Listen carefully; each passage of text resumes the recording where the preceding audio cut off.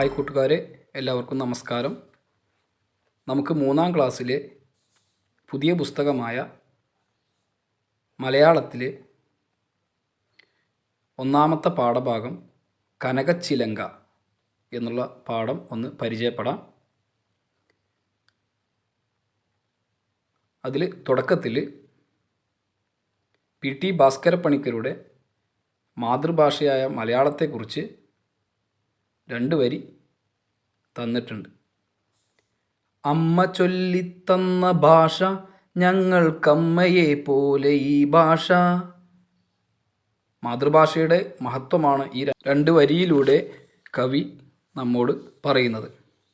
അമ്മ ചൊല്ലിപ്പറഞ്ഞ് പഠിപ്പിച്ചു തന്ന, ചെറുപ്പത്തിൽ അമ്മ ചൊല്ലിത്തന്ന് പഠിപ്പിച്ചു തന്ന ഭാഷ ഞങ്ങൾക്ക് സ്വന്തം അമ്മയെ പോലെ തന്നെയാണ്. അതായത് നമ്മുടെ മാതൃഭാഷ നമുക്ക് അമ്മയെ പോലെയാണ് എന്നാണ് കവി ഇതിലൂടെ പറയുന്നത്.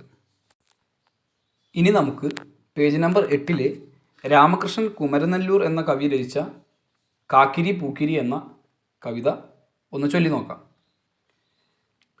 കാക്കിരി പൂക്കിരി. കാക്കിരി പൂക്കിരി തേന്മാവിൻ്റെ എത്താ കൊമ്പത്ത്, കാക്കിരി പൂക്കിരി മാങ്ങകൾ അങ്ങനെ പഴുത്തു തൂങ്ങുന്നു. കാക്കിരി പൂക്കിരി തേന്മാവിൻ്റെ എത്താ കൊമ്പത്ത്, കാക്കിരി പൂക്കിരി മാങ്ങകൾ അങ്ങനെ പഴുത്തു തൂങ്ങുന്നു.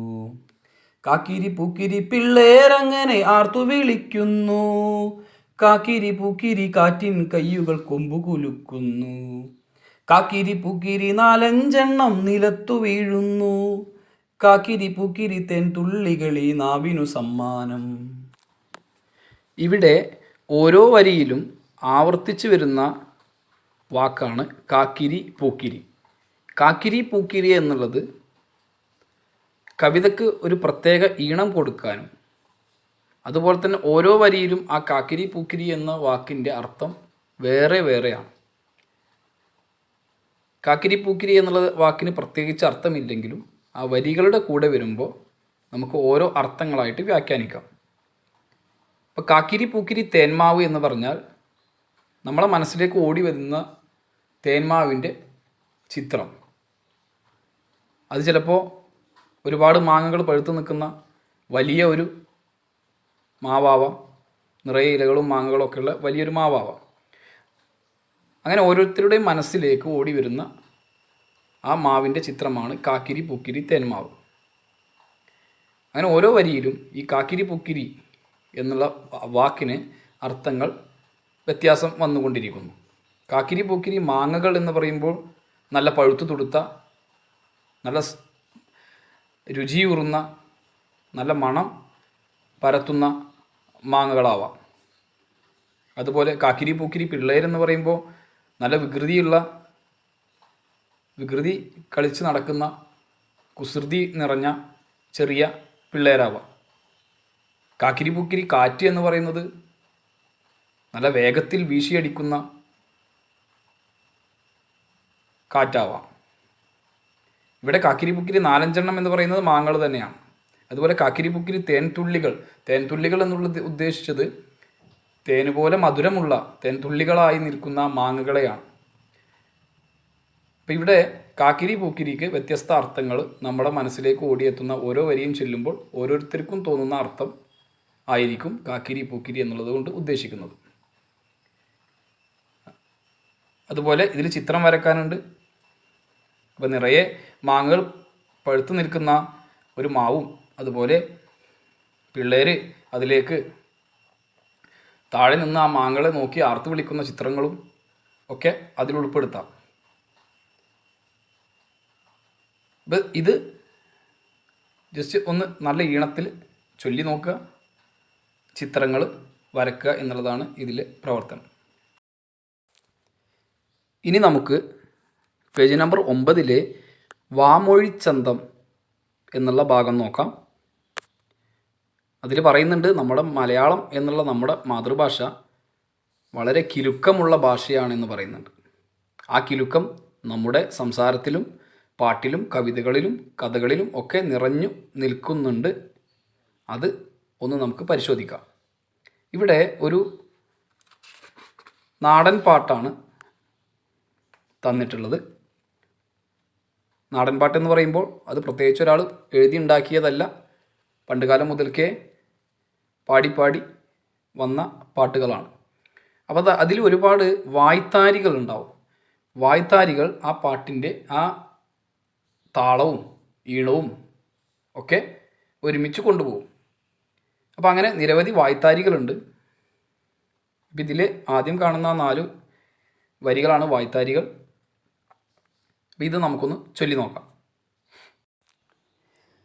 തിന്താരോ തക തിന്താരോ തക തിന്താരോ തക തിന്താരോ തിന്താരോ തക തിന്താരോ തക തിന്താരോ തക തിന്താരോ. ഒന്നാനമ്മയ്ക്കും മക്കൾക്കുമാടാൻ രണ്ടാം കുന്നിന്മേലൂഞ്ഞാല്, രണ്ടാനമ്മയ്ക്കും മക്കൾക്കും ചൂടാൻ മൂന്നാം കാവിലെ മുല്ലപ്പൂ.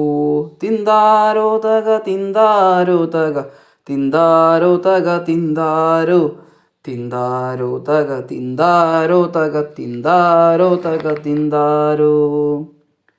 മൂന്നാനമ്മയ്ക്കും മക്കൾക്കും ചാർത്താൻ നാലാം കാട്ടിലെ പൊന്മാല, നാലാനമ്മയ്ക്കും മക്കൾക്കും ചുറ്റാൻ അഞ്ചാം ചെമ്മുകിൽ പൂഞ്ചേല. തിന്താരോ തക തിന്താരോ തക തിന്താരോ തക തിന്താരോ തിന്താരോ തക തിന്താരോ തക തിന്താരോ തക തിന്താരോ. ഇവിടെ ഒരു പ്രത്യേക രീതിയിലാണ് ഈ കവിതയുടെ വരികൾ പോകുന്നത്. ഒന്നാനമ്മയ്ക്കും മക്കൾക്കും ആടാൻ രണ്ടാം കുന്നിന്മേലൂഞ്ഞാല്, രണ്ടാനമ്മയ്ക്കും മക്കൾക്കും ചൂടാൻ മൂന്നാം കാവിലെ മുല്ലപ്പൂ, മൂന്നാനമ്മയ്ക്കും മക്കൾക്കും ചാർത്താൻ നാലാം കാട്ടിലെ പൊന്മാല, നാലാനമ്മയ്ക്കും മക്കൾക്കും ചുറ്റാൻ അഞ്ചാം ചെമ്മുകിൽ പൂഞ്ചേല. പിന്നെ ഇതിൽ വരികൾ കൂട്ടിച്ചേർക്കാം നമുക്കിതുപോലെ. വരികൾ കൂട്ടിച്ചേർക്കുമ്പോൾ അടുത്തത് വരേണ്ടത് അഞ്ചാനമ്മയ്ക്കും മക്കൾക്കും എന്നാണ് വരേണ്ടത്. അപ്പോൾ കുറച്ച് വരികൾ നമുക്കൊന്ന് കൂട്ടിച്ചേർത്ത് നോക്കാം. അഞ്ചാനമ്മയ്ക്കും മക്കൾക്കും പോകാൻ ആറാം കടവിലെ പൂന്തോണി, ആറാനമ്മയ്ക്കും മക്കൾക്കും കാണാൻ ഏഴാം കാവിലെ തുള്ളാട്ടം. തിന്താരോ തക തിന്താരോ തക തിന്താരോ തക തിന്താരോ തിന്താരോ തക തിന്താരോ തക തിന്താരോ തക തിന്താരോ.